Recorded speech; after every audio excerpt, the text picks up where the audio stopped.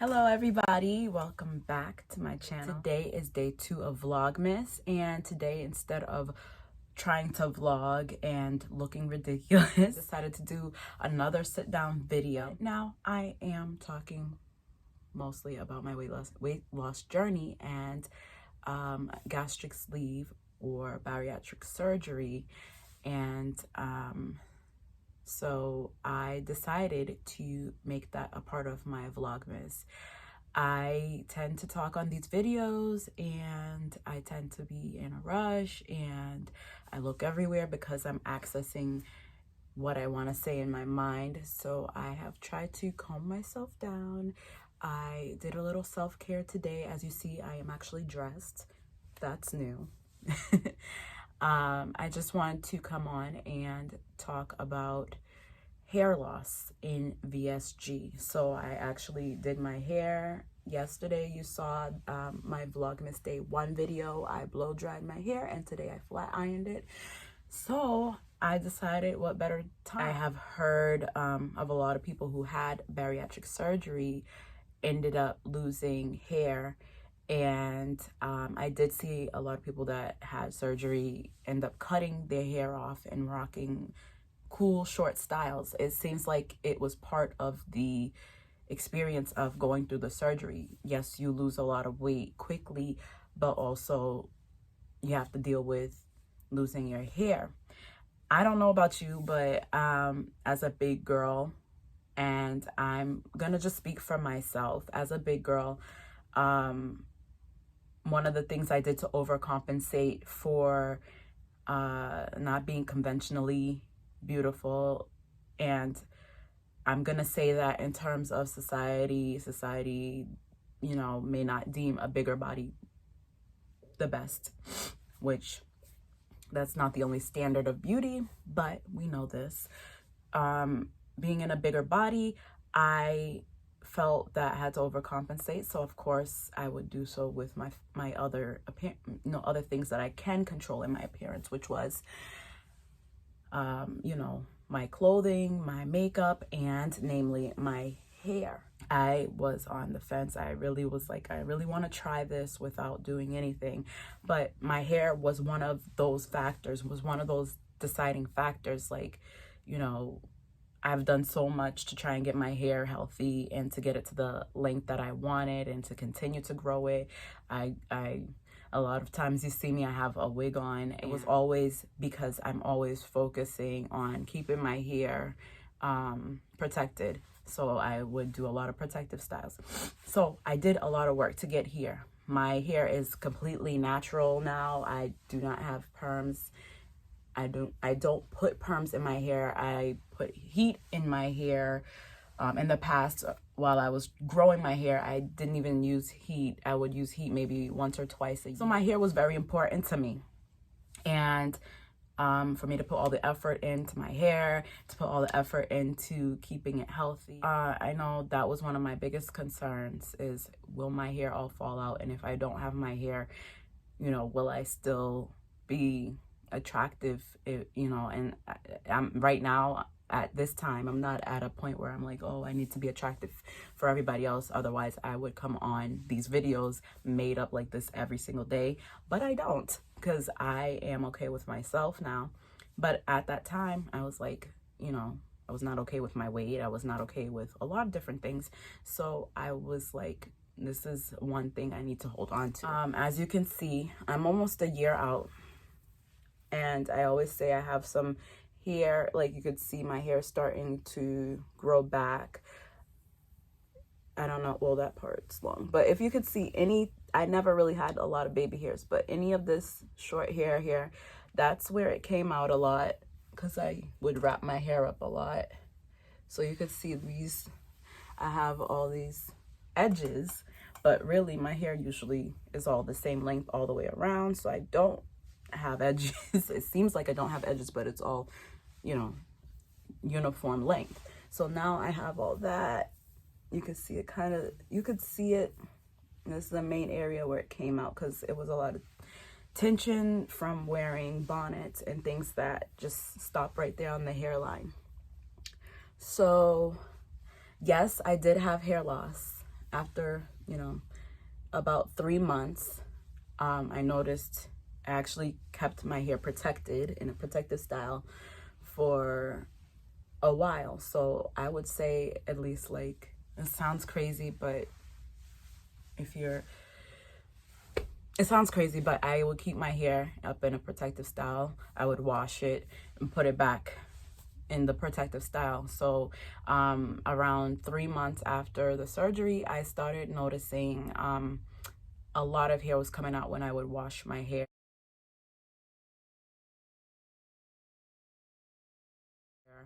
And then a lot more would come out when I would detangle it. And people who have curly hair, afro textured hair, you can have a lot of hair and lose a lot of hair through regular normal shedding, but I was losing twice that amount. Hair grows in phases, so not all of your hair is growing at the same time. The growing phase is called the anagen phase, and about 90% of your hair will be in that phase at any given time. We have no idea, we can't check. And then the other 10% would be in a telogen phase, and that would be a resting period for those hair follicles to not actively be growing, right? So through that time, you're also shedding hair. You shed hair every single day. I believe it's been said that you can shed up to 100 hair strands per day, and you don't really notice it because you have a large portion of your hair that's always actively growing, and each strand of hair is in a different phase, in a different one of those phases. Some of them are in those phases at the same time, some of them are not. So when you have the weight loss surgery, you go through something called telogen effluvium. I'm surprised I had to practice that word, but telogen effluvium is when your hair strands, majority of your hair strands go into the telogen or resting phase at the same time that you're shedding hair.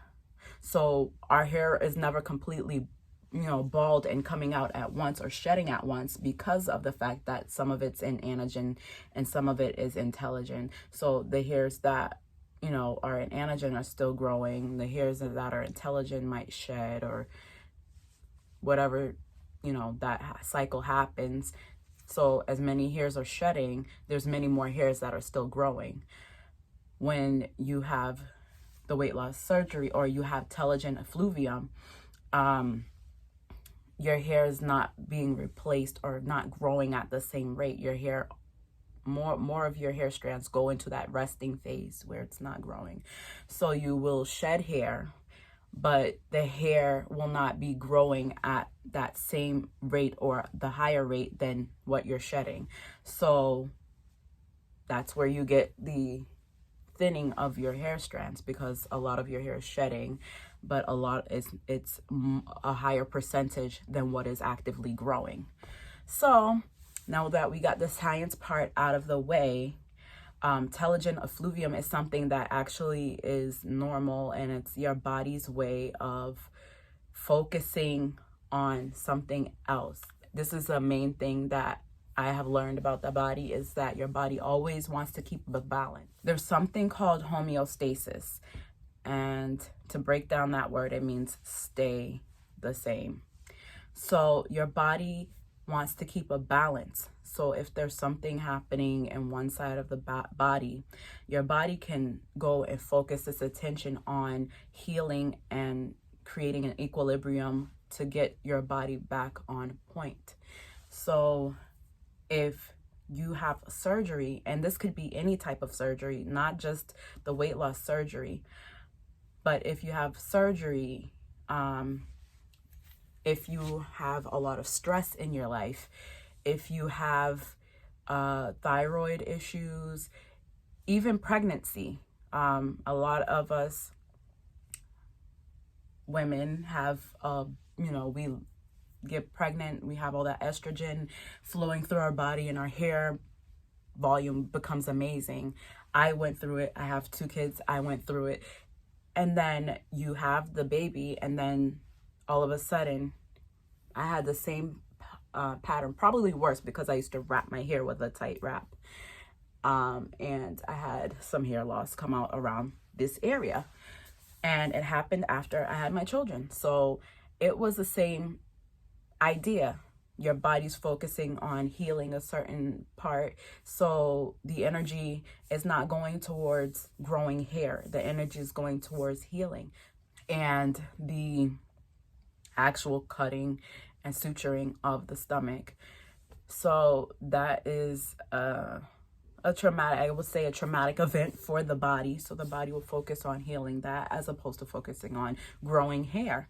So even your body thinks that your health is more important than your hair. So making that decision, kind of think about that. I did 2 to 3 things in my routine to keep my hair from falling out in the first place, and keeping my hair protected, and trying to stimulate the new growth. Okay, so the first thing, I already mentioned it, was protective styles. And I know some of you, I mean, I have a whole variety of people who view my channel. I know that African American women, we might know some of this already. We might do some of these things, but maybe you don't. Everybody's different. But as I said, I wore protective styles. Now, in my case, that was not always just braiding my hair, because honestly, I'm not the best braider. I do okay. I do what I have to do. I would wear wigs. I would put my hair in 2 braids, sometimes 4 braids, pin them, and do it in a way that wouldn't create tension.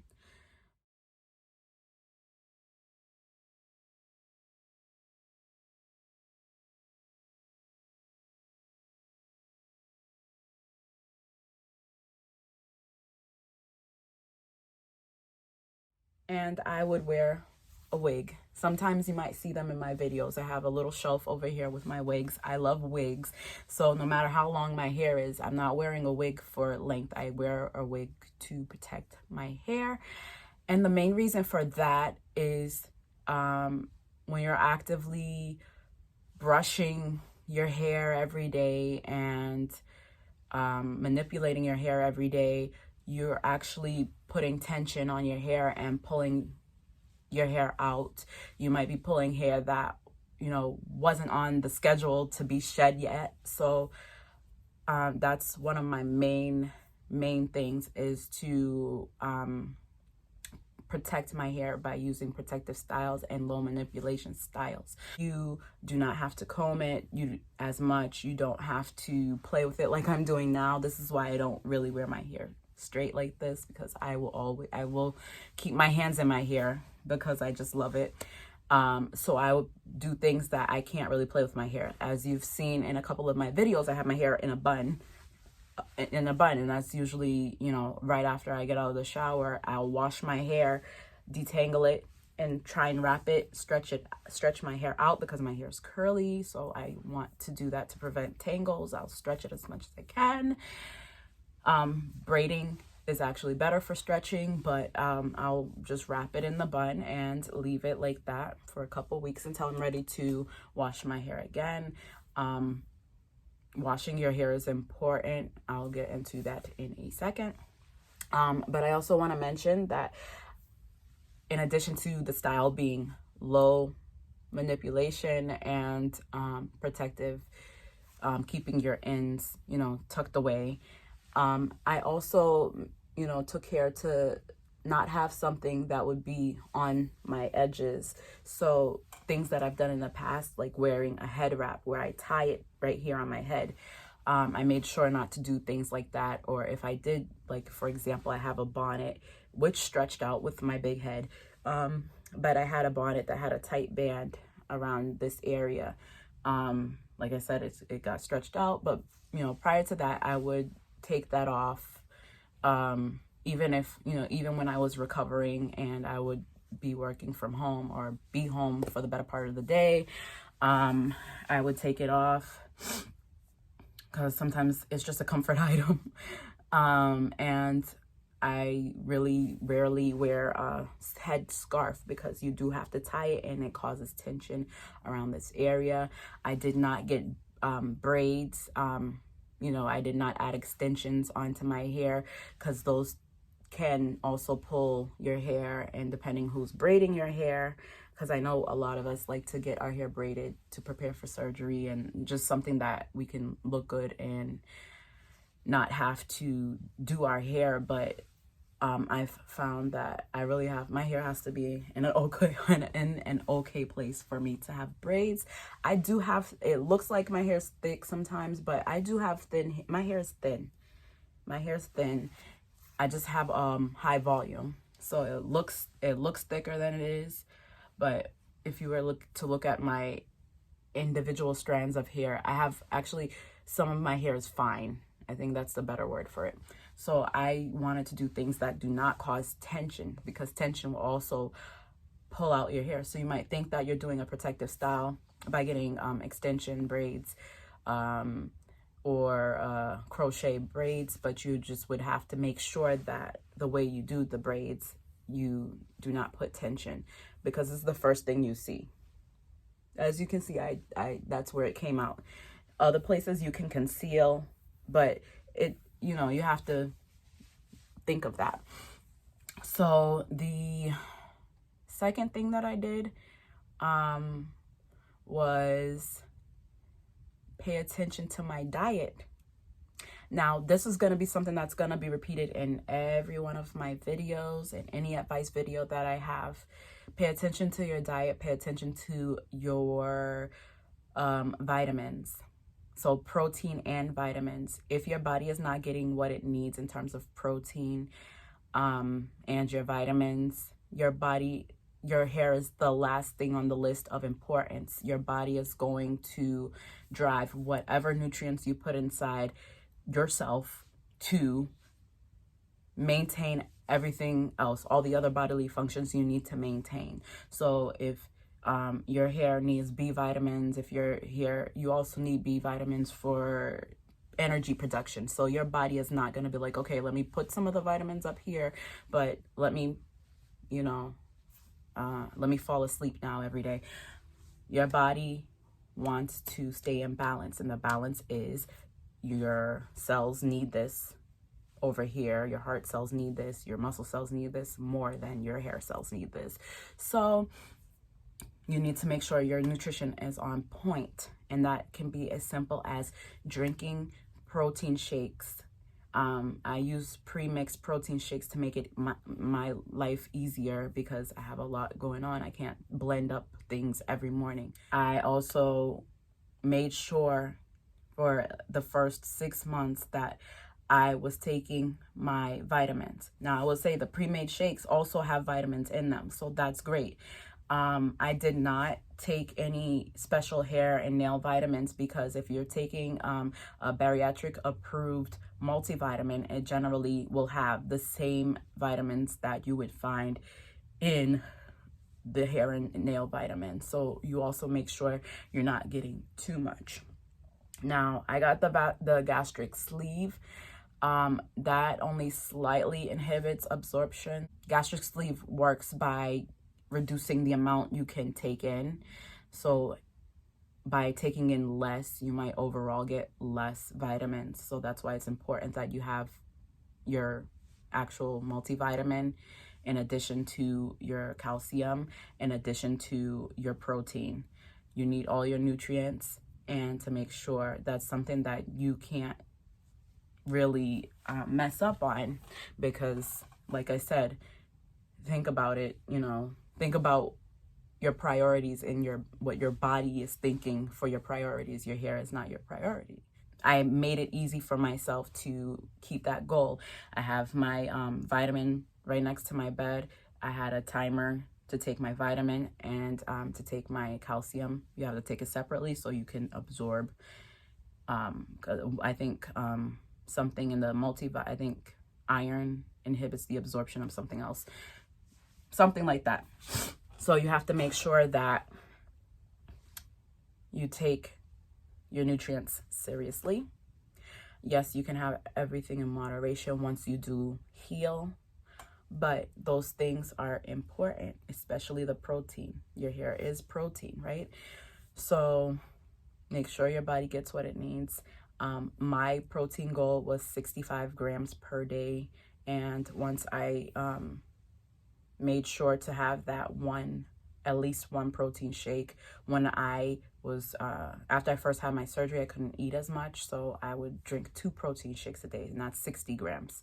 From my protein shake has 30. So that was 60 grams. And then whatever I could eat would at least give me that 5 grams left over of protein or more. So I was already on my way. So that's just this, simplified way of how to do that. So I found that that's helpful. And even now, I feel like I've benefited from that. My skin was looking amazing, and my hair, we're doing pretty good. So the last thing, after I spent an hour talking about that. Okay, so my last tip is tea tree oil. Tea tree oil. So tea tree oil and peppermint oil. These are, wait, it's backwards. Can you see? Look, I can do that thing. So I use tea tree oil, and I've used tea tree oil for years.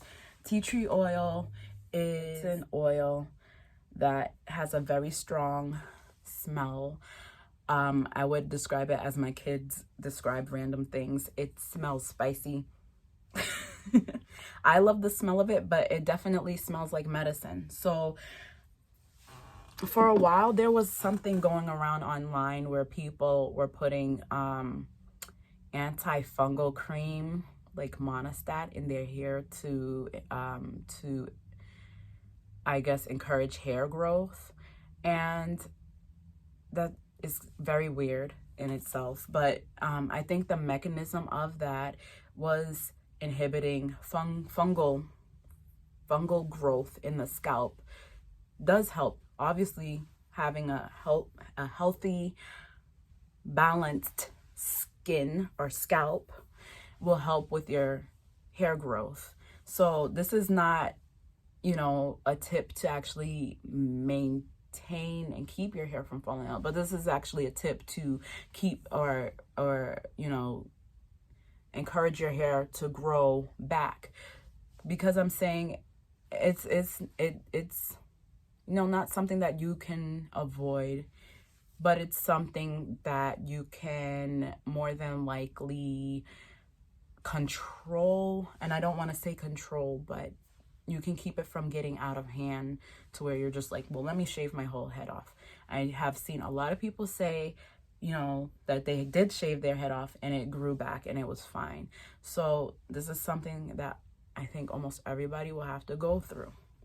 So my tips are not to stop it, but to control it or manage it so that it doesn't affect you so much. So mine hasn't affected me, but I did have a period where I just had to put my hair away pretty much. So in any event, I think this is the same idea of using that Monostat cream on the scalp. Tea tree oil is a natural antifungal and antibacterial.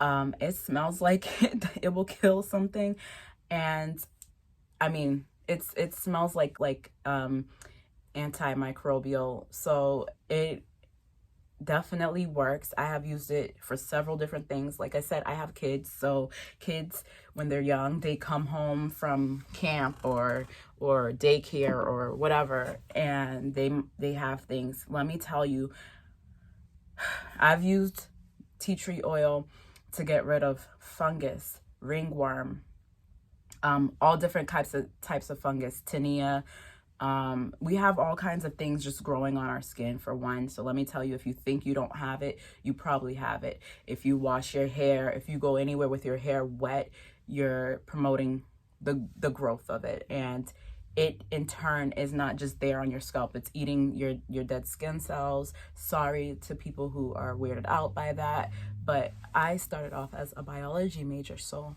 I love to learn about those things.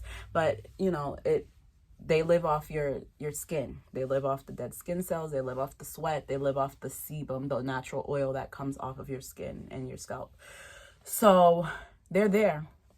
But when they become overgrown, they can inhibit growth of your hair. So I think that's one of the mechanisms of why that kind of works, to grow your hair. But with the tea tree oil also has the effect of, like I said, it's spicy. So it stimulates your scalp and it stimulates blood flow to your scalp. So it works in the way that it will inhibit anything that might inhibit your growth. It will kill any microbes. It will kill any microbes that are on your scalp, but it will also stimulate blood flow to your scalp to get everything flowing. So I use that, as I said, to get rid of a lot of things that my children, mainly one child, would come home with, and it has done everything. It grows hair back, and I had a child that had a bald spot from a ringworm, and you would never know now. But anyway, so it does work for hair growth, and it's one of the main things I use in my hair. I use it when my scalp is feeling itchy for any unknown reason, and I wash my hair, and I like to just put it in my scalp. I like to put it in my hair at night. Sometimes I'll do a deep condition with heat, and I'll put the tea tree oil in my scalp. Hello, this is Editing Melissa. I just want to mention that if you're using tea tree oil, make sure you're using a carrier oil like olive oil, jojoba, anything to mix in. Tea tree oil is volatile. Don't use it by yourself.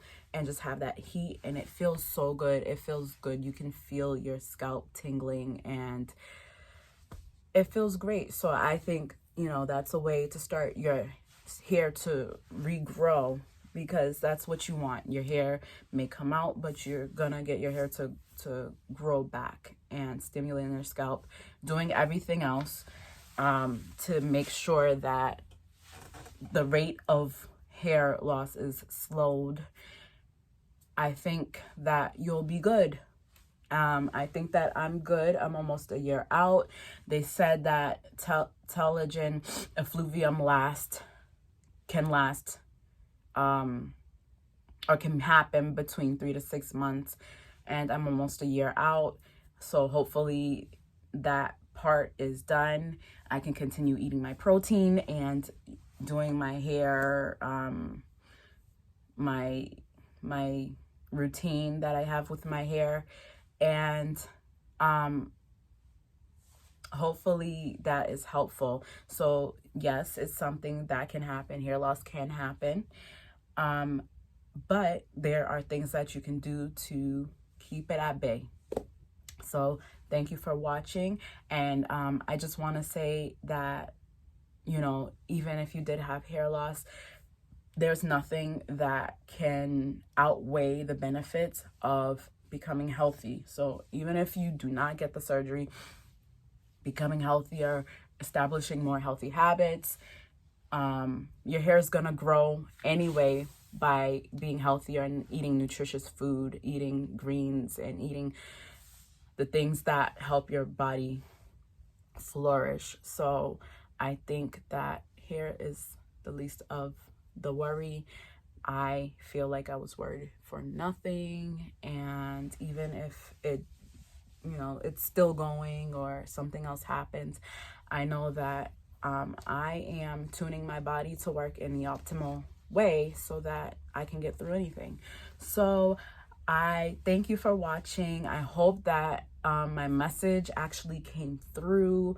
I know it's a bit jumbled, but I do like to tell my story in the middle of everything.